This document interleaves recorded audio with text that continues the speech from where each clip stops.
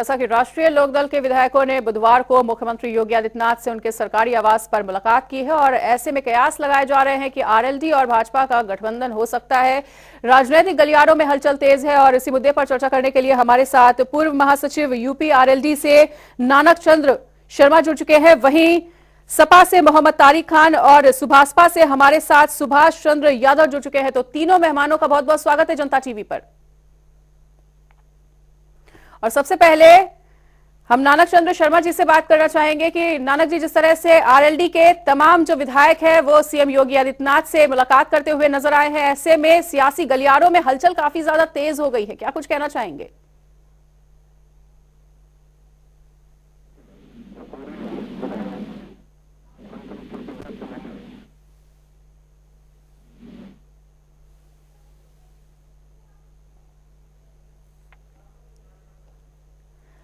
नानक जी, आपसे फिर से संपर्क साधने का प्रयास करेंगे और इसी के साथ हम तारिक खान जी का रुख करते हैं। तारिक खान जी, अगर आरएलडी और भाजपा का गठबंधन होता है, जो कि अटकलें लगाई जा रही हैं, राजनीतिक विश्लेषज्ञों का भी यही कहना है, तो सपा अपने आप को आगामी चुनाव में कहां देखती है?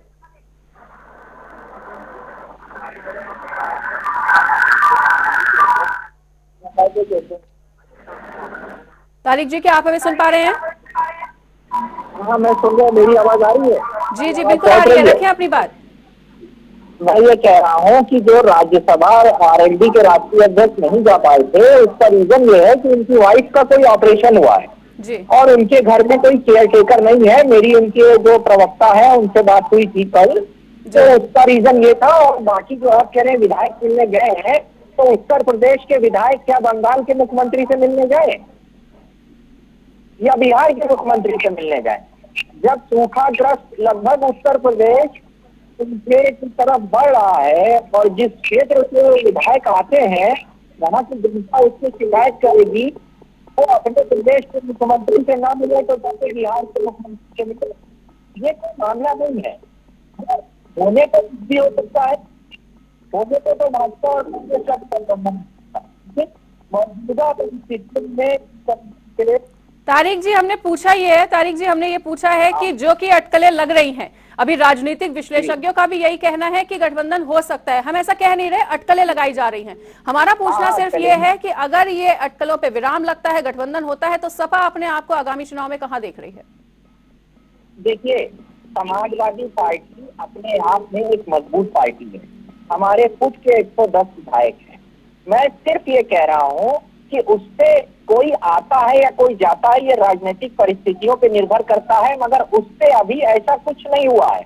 वो बैंगलोर भी, जयंत चौधरी जी बैंगलोर भी मीटिंग गए थे और जो प्रपोज्ड मीटिंग है मुंबई में, मेरे ख्याल से, मैं कंफर्म नहीं हूँ, लेकिन प्रपोज्ड मीटिंग जो इंडिया गठबंधन की है उसकी मुंबई में है, उसका भी वो हिस्सा बनेंगे, जिसके लिए वो कंफर्मेशन दे चुके हैं। अब रही बात विधायक की मिलने की, तो विधायक मिलने जा सकते हैं और जब तक ऐसा कोई इंडिकेशन, अब राजनीतिक विश्लेषक तो बहुत सी बातें कहते हैं, वो तो अभी से बीजेपी की सरकार भी बना रहे हैं, तो आप मान लीजिए और मोदी जी को कल परसों शपथ दिलवा दीजिए। तो राजनीतिक विश्लेषक क्या कह रहे हैं उस पर ज्यादा न ध्यान देकर ये देखना चाहिए कि हो क्या रहा है।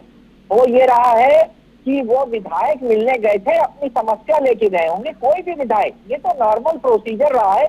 जब माननीय अखिलेश साहब मुख्यमंत्री थे उत्तर प्रदेश के, तो क्या कोई विपक्ष का विधायक नहीं मिल सकता? बिल्कुल मिल सकता है। वो अपनी समस्या लेके जाएगा, उसका निस्तारण उनके स्तर से अगर हो सकता है तो करेंगे, वरना उसके लिए जो भी निर्देश होगा वो मुख्यमंत्री का दायित्व है। अब उत्तर प्रदेश के मुख्यमंत्री अपना दायित्व न निभाएं तो वो उनकी जिम्मेदारी है, मगर शपथ तो लिए है मुख्यमंत्री वाली, अब शर्तें क्या है ये देखना पड़ेगा। ठीक है। और सुभाषपा से हमारे साथ सुभाष यादव जी भी जुड़े हुए हैं, उनका रुख कर लेते हैं। सुभाष जी, जिस तरह से मोहम्मद तारिक जी का ये साफ तौर पर कहना है कि इस चीज को ध्यान में रखना चाहिए कि आखिर हो क्या रहा है, आपसे जानना चाहेंगे कि आखिर क्या हो रहा है, किस तरह, क्यों आखिर इन अटकलों पर जो सियासी गलियारे में हलचल है वो तेज होती जा रही है? मनीषा जी, राजनीति के अंदर अटकलों का बाजार गर्म रहता है। राजनीति के अंदर कुछ चीजें ऐसी होती है जिनसे सोचना बनी रहती है, तो ये चलता रहता है। लेकिन मेरे कानून दोस्त ने एक बात अच्छी बोली कि भैया अगर मुख्यमंत्री जी से नहीं मिलने जाएंगे तो क्या बंगाल के मुख्यमंत्री से मिलने जाएंगे? बहुत सही बात बोली तारिक भाई ने। कोई भी कई डिबेटों के अंदर हमारे नेता जब किसी भारतीय जनता पार्टी के बड़े नेता से, मंत्री से मिलते थे, या मुख्यमंत्री जी से मिलने जाते थे तो राजनीतिक सुर्खियां बन जाती थी, राजनीतिक सरगर्मियां बन जाती थी, अटकलों का बाजार गर्म हो जाता था। तब भी हम यही बात बोलते थे कि भैया प्रदेश के मुख्यमंत्री से नहीं मिलने जाएंगे, प्रदेश की जनता के हितों को ध्यान में रखते हुए, तो क्या अखिलेश बाबू से मिलने जाएंगे? तब ये चीज नहीं समझते थे। आज इसी चीज पे ये लोग आ गए। बहरहाल आरएलडी की देखिए मनीषा जी, मैं बिल्कुल स्पष्ट कर दूं, आरएलडी की अभी शुरुआत है। आने वाले समय में देखिए होता है क्या। जिस प्रकार समाजवादी पार्टी के अंदर आपने कल देखा भगदड़ मची हुई है, समाजवादी पार्टी के पूर्व राष्ट्रीय अध्यक्ष लोहिया वाले के प्रदीप तिवारी जी ने पार्टी से बगावत कर दी, पूर्व युवजन सभा के अध्यक्ष ब्रजेश यादव जी ने बगावत कर दी, पूरे विधानसभा प्रत्याशी 2017 के अंदर पीडी तिवारी जी थे, उन्होंने बगावत कर दी। और किस प्रकार उन्होंने आरोप लगाए उदयवीर सिंह पे, समाजवादी पार्टी के नवरत्नों पे। तो इससे यह प्रतीत होता है कि समाजवादी पार्टी के अंदर जो उनके पदाधिकारी हैं वो कोई संतुष्ट नहीं है, वहां तो सिर्फ बादल बिल्लों का जमावड़ा हो गया है। और जो उनके सहयोगी दल है वो भी कहीं ना कहीं समाजवादी पार्टी के साथ में रह के अपने आप को अपेक्षित महसूस कर रहे हैं। तो जाहिर सी बात है कि वो कहीं ना कहीं अपना ठौर ठिकाना तलाशेंगे। समाजवादी पार्टी के नेता चाहे लाख कोशिश कर ले कि नहीं भैया जयंत चौधरी जी हमारे साथ है, बिल्कुल आपको कहते रहे कहिए, हम भी बोल रहे कि हम आपके साथ है। लेकिन आने वाले समय के अंदर देखिए ऊंट किस तरह बढ़ता है। आरएलडी के जयंत चौधरी के साथ साथ समाजवादी पार्टी के अंदर से कई नेता है और कई ऐसे विधायक भी है जो आने वाले समय के अंदर समाजवादी पार्टी को टाटा बाय बाय कहने वाले हैं। देखते जाइए मनीषा जी, आने वाले टाइम के अंदर समाजवादी पार्टी के अंदर एक ऐसी भगदड़ मचने वाली है जिससे समाजवादी पार्टी के सुप्रीमो को रोक पाना बहुत मुश्किल है।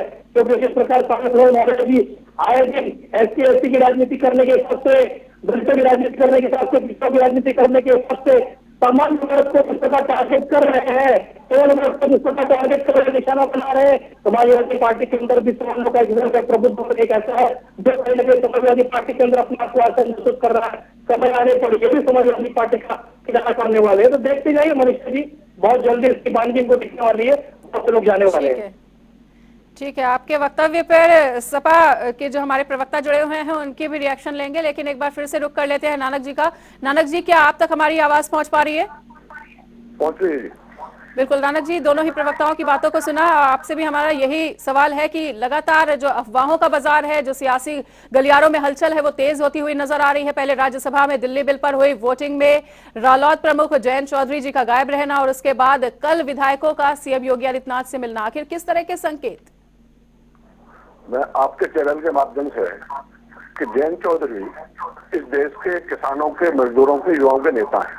जयंत चौधरी सिद्धांत की राजनीति करते हैं, जयंत चौधरी संघर्ष की राजनीति करते हैं। और जयंत चौधरी जी अपने वादे के पूरी तरह से मजबूती के साथ, क्योंकि हम लोग पश्चिम उत्तर प्रदेश के जो हमारे 26 जनपद हैं वो सब में हमारा भाईचारे का सारा कार्यक्रम, सारा सब कुछ कार्यक्रम, तो जो हमारे खिलाफ ये लगातार कहीं ना कहीं से साजिश हो रही है, हम पूरी तरह से इंडिया जो ग्रुप है उसके पूरी तरह साथ हैं, वो पूरे गठबंधन के साथ हैं।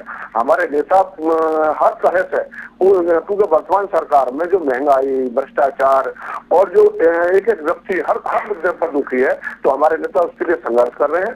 आदरणीय जयंत चौधरी को समझने के लिए लोगों को बहुत, क्योंकि जयंत चौधरी जी चौधरी चरण सिंह जी के सिद्धांतों पर राजनीति करने वाले हैं। आदरणीय स्वर्गीय चौधरी अजीत सिंह जी के जो उन्होंने अधूरे कामों को पूरा करने के लिए वो समर्पित है पूरी तरह से पूरे उत्तर प्रदेश के किसानों के लिए, मजदूरों के लिए, जो अल्पसंख्यक समाज के लोग हैं उनके लिए। वो हमेशा इस देश में भाईचारे का काम करने का काम करते हैं। अगर पूरे प्रदेश में भाईचारे की स्थापना का काम किया है तो आदरणीय जयंत चौधरी जी ने किया है। और वो आप देख रहे हैं लगातार हम प्रत्येक जनपद में, प्रत्येक विधानसभा में हम भाईचारे के नाम पर, या जब भी कोई जनता के खिलाफ कोई प्रदेश सरकार ने लिया है तो हमारा दल पूरी तरह से मजबूती के साथ जनता में बीच में जाने का काम किया है। हम पूरी तरह से, हर तरह से इंडिया की जो टीम है उसके साथ है। कहीं ये तो हमारे खिलाफ जो अफवाह फैलाई जा रही है बिल्कुल निराधार है, और ये हमारे साथ आज नहीं हो रहा। स्वर्गीय चौधरी चरण सिंह देश के बड़े नेता थे, उनके खिलाफ भी यही कहा जाता था। वो देश के नेता थे, किसानों के नेता थे, लेकिन उन्हें जाति के नेता बनाने का काम किया गया था। तो आदरणीय जयंत चौधरी इस पूरे देश की वर्तमान स्थिति को मतलब क्या करने का काम किया है। कभी हमारा गठबंधन पूरी तरह से जो इंडिया के साथ है, कहीं बिल्कुल भी इस तरह से हमारी कोई बात नहीं है। रही अभी हमारे विधायक मिलने गए, हमारे विधायक आप ही देखिए, प्रदेश के मुख्यमंत्री है योगी जी, आप हमारे विधायक अपनी समस्याओं को लेकर फिर पश्चिम उत्तर प्रदेश में समस्याएं कितनी है। अगर आप देखें तो सबसे ज्यादा दुखी पश्चिम उत्तर प्रदेश का किसान है। पश्चिम उत्तर प्रदेश के किसान के यहाँ आवारा पशुओं का और 10, 20, 50 नहीं, हजारों पशु प्रत्येक गांव में जो फसल को नष्ट करने का काम कर रहे हैं। हमारे किसान जो उसके अगर तार लगाने का काम करते हैं तो प्रदेश सरकार के अधिकारी कहते हैं कि ये सब आप कानून के विरोध में काम कर रहे हैं। पूरी फसलें हम लोगों की कई जनपद ऐसे हैं, गौतम बुद्ध नगर, बेरठ, बागपत, बहुत सारा क्षेत्र हमारा बारबन हो गया, बहुत सारा क्षेत्र ऐसा है जो सूखा से ग्रस्त है। तो इन मुद्दों को लेकर हमारे विधायक प्रदेश के मुख्यमंत्री से नहीं मिलेंगे तो किससे मिलने का काम करें, क्योंकि हम राजनीति संविधान की सैद्धांतिक करते हैं और राजनीतिक शिष्टाचार के करते हैं। ठीक है, मोहम्मद तारिक जी लौटेंगे आपके पास। जिस तरह से आरएलडी के पूर्व महासचिव नानक जी ने तो अपना रुख स्पष्ट कर दिया है कि वो अभी इंडिया के साथ हैं, वहीं सुभाष चंद्र जी की भी आपने बातों को सुना और इनका साफ तौर पर कहना है कि सपा में जल्द ही एक भगदड़ मचती हुई नजर आ सकती है। इन दोनों की बातों पर आपकी क्या प्रतिक्रिया? ऐसा है ना, ऐसी बातें चली कि इंद्रजीत सरोज पार्टी छोड़ के जा रहे हैं, ठीक है। अब यही दिन इंद्रजीत सरोज ने कह दिया कि मैं समाजवादी पार्टी में हूँ, समाजवादी पार्टी ने मुझे सांसद लड़ाई, विधानसभा लड़ाया, उससे विधायक है, उसी को रहूंगा। वहीं से आगे सवाल पूछा गया कि पूजा पाल का क्या है, तो इंद्रजीत सरोज साहब ने कहा कि पूजा पाल को भी अपना स्टैंड क्लियर करना चाहिए। अगले ही दिन पूजा पाल ने स्टैंड क्लियर कर दिया।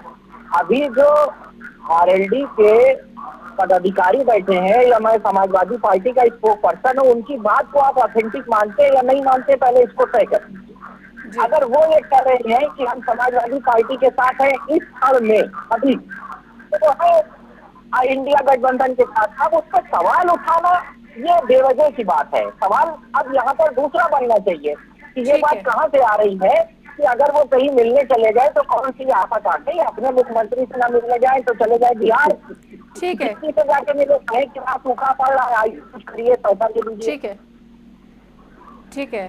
और सुभाष जी भी कुछ कहना चाह रहे हैं, उनकी भी सुन लेते हैं। जी सुभाष जी, रखिए अपनी बात। मनीषा जी, तारिक भाई किस कॉन्सेप्ट की बात कर रहे हैं? अभी मेरे बड़े वरिष्ठ हैं पूर्व महासचिव आरएलडी के नानक चंद शर्मा जी ने बहुत अच्छी बात की। जयंत चौधरी जी हो गए या इनकी आरएलडी जो पार्टी होगी, किसानों की बात करती, बिल्कुल वास्तविकता है, मजदूरों की बात करती, नौजवानों की बात करती।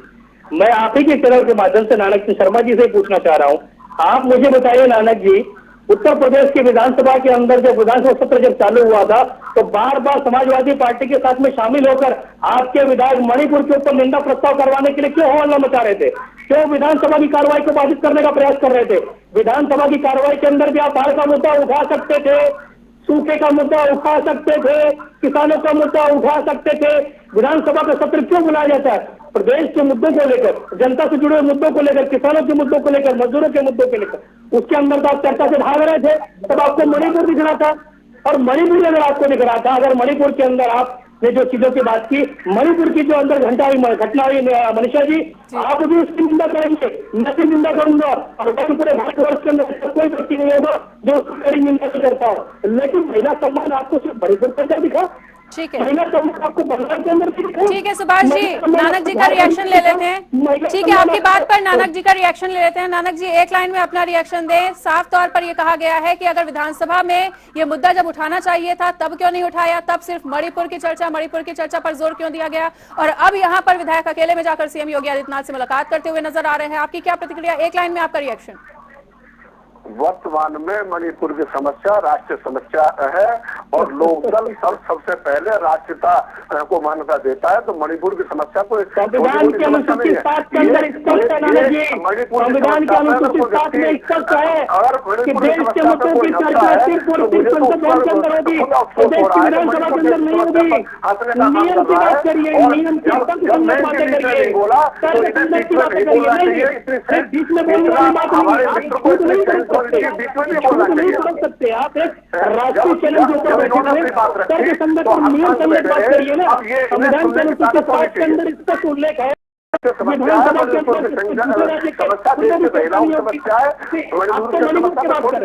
मनीषा जी, फिर आप बंगाल की बात क्यों नहीं कर रहे? बंगाल की बात तो बोलिए, फिर आप झारखंड की एक एक करके अपनी बात को रखें, एक एक करके अपनी बात को रखें। राजस्थान की बात क्यों नहीं कर, राजस्थान की बात करिए। आपको मणिपुर क्यों दिख रहा है? आपको मणिपुर किसी जगह का दिख रहा है? बंगाल मुझे बड़ा अफसोस सभा का प्रस्ताव है कि वो वो बंगाल की बात कर रहे हैं, उसके बाद अरे वर्तमान क्या आप उनको देखिए, अगर आप केरल मणिपुर की समस्या को आप देखने का काम करेंगे, राष्ट्रीय समस्या है। और अगर आप बंगाल के उसकी बात करें तो उत्तर प्रदेश का कोई जनपद ऐसा नहीं है जहाँ नानक जी ये बात ही नहीं हो रही है। नानक जी आपको रोकना चाहूंगी, नानक जी आपको रोकना चाहूंगी। यहाँ पर ये बात ही नहीं हो रही है कि वहां पर राष्ट्रीय समस्या की बात क्यों हुई। राष्ट्रीय समस्या की बात हुई, अच्छी बात है, लेकिन जिस मुद्दे पर सीएम योगी आदित्यनाथ से मुलाकात हुई वो मुद्दा विधानसभा में क्यों नहीं उठाया गया, ये पूछना है उनका। ऐसा नहीं है कि विधानसभा में मुद्दा ना उठाया गया हो या विधानसभा बातचीत ना हुई हो। हमारा राष्ट्रीय लोकदल पूरे उत्तर प्रदेश के, फिर मैं दोबारा कह रहा हूँ, किसानों की, मजदूरों की, अल्पसंख्यकों की, महिलाओं की, छात्रों की, नौजवानों की लड़ाई लड़ने के लिए का संकल्प है। और हर व्यक्तिगत और मुख्यमंत्री से मिलकर ठीक है नानक जी, बिल्कुल लड़ाई लड़ने के लिए पूरी तरह से दृढ़ संकल्पित हैं। और फिलहाल समय की सीमा को देखते हुए इस चर्चा को यहीं पर रोकना चाहेंगे। आप तीनों मेहमानों का हमारे साथ जुड़ने के लिए बहुत बहुत शुक्रिया। और आगामी समय में ये वाकई में देखना काफी ज्यादा दिलचस्प होगा कि आरएलडी खेमे को एक झटका लग सकता है या आरएलडी का गठबंधन होता हुआ नजर आ सकता है। फिलहाल जनता टीवी पर हमने इस चर्चा के माध्यम से ये बता दिया कि पूर्व महासचिव का क्या कुछ कहना था। उन्होंने साफ तौर पर यह स्पष्ट किया है कि वो इंडिया के साथ